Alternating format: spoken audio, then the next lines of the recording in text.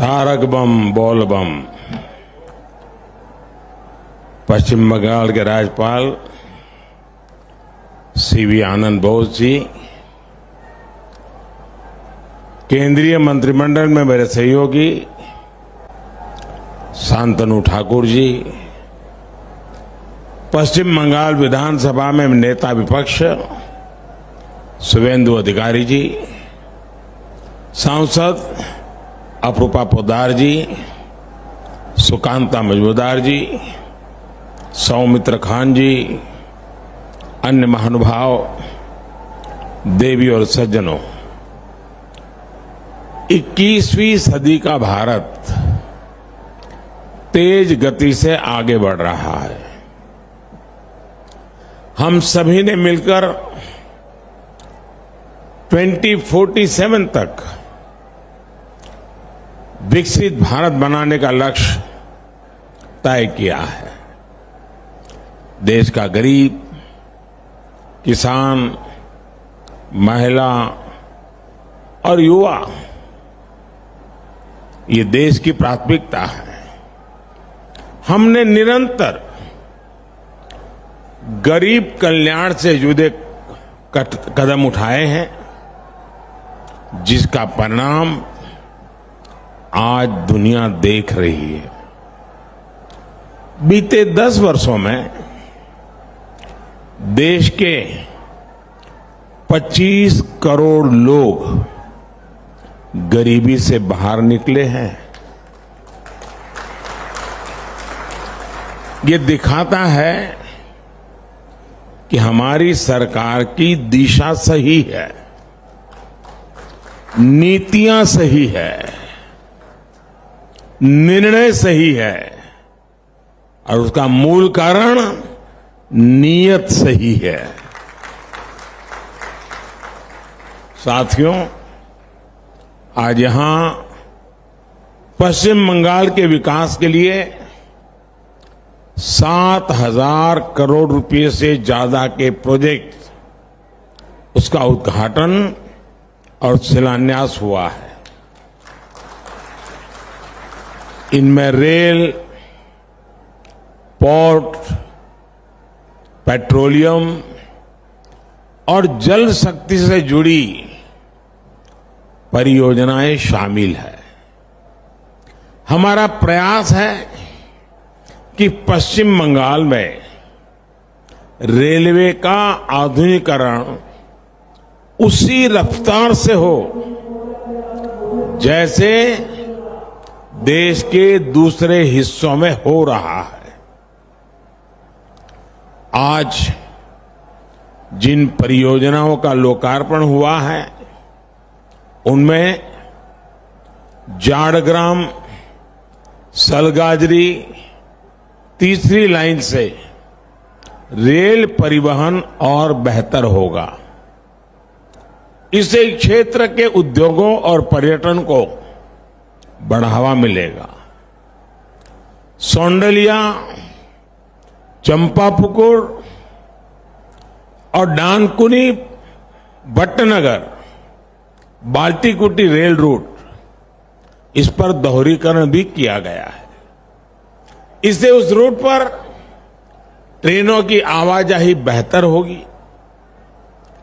भविष्य की जरूरतों को ध्यान में रखकर श्यामा प्रसाद मुखर्जी पोर्ट और इससे जुड़ी 3 और योजनाओं का विस्तार किया जा रहा है। इस पर भी केंद्र सरकार 1,000 करोड़ रुपए से ज्यादा खर्च करने जा रही है। साथियों, भारत ने दुनिया को दिखाया कि पर्यावरण के साथ तालमेल बिठाकर विकास कैसे किया जा सकता है।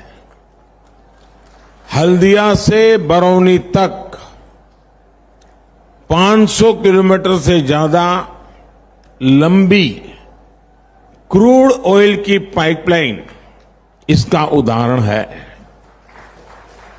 इसके जरिए क्रूड ऑयल को 4 राज्यों बिहार, झारखंड, उड़ीसा और पश्चिम बंगाल से होते हुए 3 अलग अलग रिफाइनरी तक पहुंचाया जाएगा।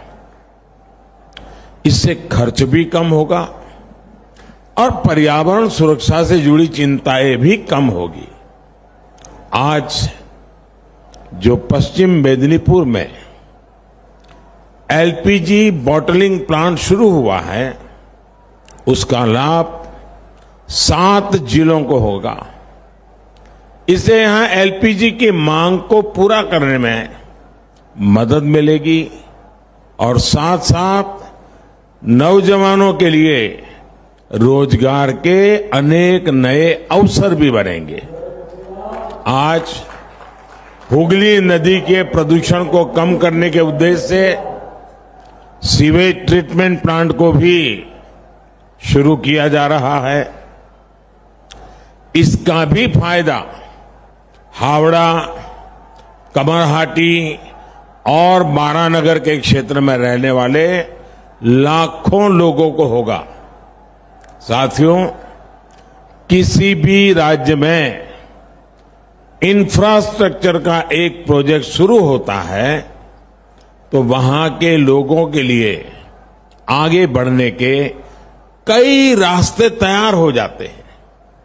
भारत सरकार ने इस साल पश्चिम बंगाल में रेलवे के विकास के लिए 13,000 करोड़ रुपए से ज्यादा का बजट दिया है। 13,000 करोड़। ये राशि 2014 से पहले की तुलना में 3 गुना से भी अधिक है। हमारा प्रयास है कि यहां रेल लाइनों का इलेक्ट्रिफिकेशन, यात्री सुविधाओं का विस्तार और रेलवे स्टेशनों का पुनर्विकास तेज गति से हो। पिछले 10 वर्षों में पश्चिम बंगाल में वर्षों से रुके पड़े कई रेलवे प्रोजेक्ट पूरे हुए हैं। 10 साल में बंगाल के 3,000 किलोमीटर से ज्यादा रेलवे ट्रैक का इलेक्ट्रिफिकेशन किया गया है। अमृत भारत स्टेशन योजना के तहत पश्चिम बंगाल के करीब करीब 100 रेलवे स्टेशन, आप कल्पना कीजिए, एक साथ 100 रेलवे स्टेशन का पुनर्विकास किया जा रहा है।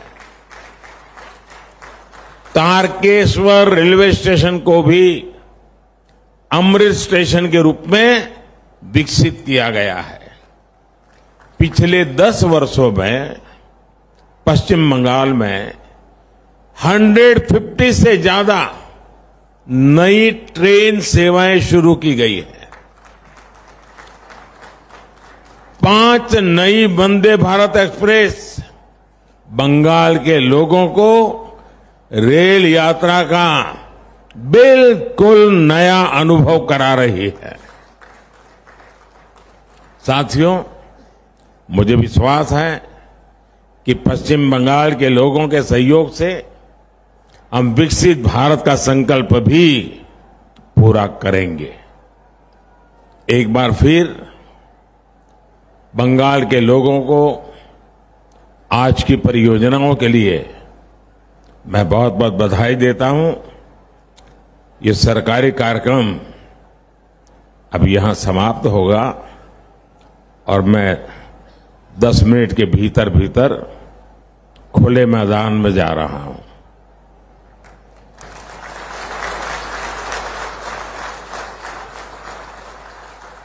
खुले मैदान का मजा भी कुछ और होता है। बहुत सारी बातें आज मुझे कहनी है, लेकिन उस मंच पे कहूंगा।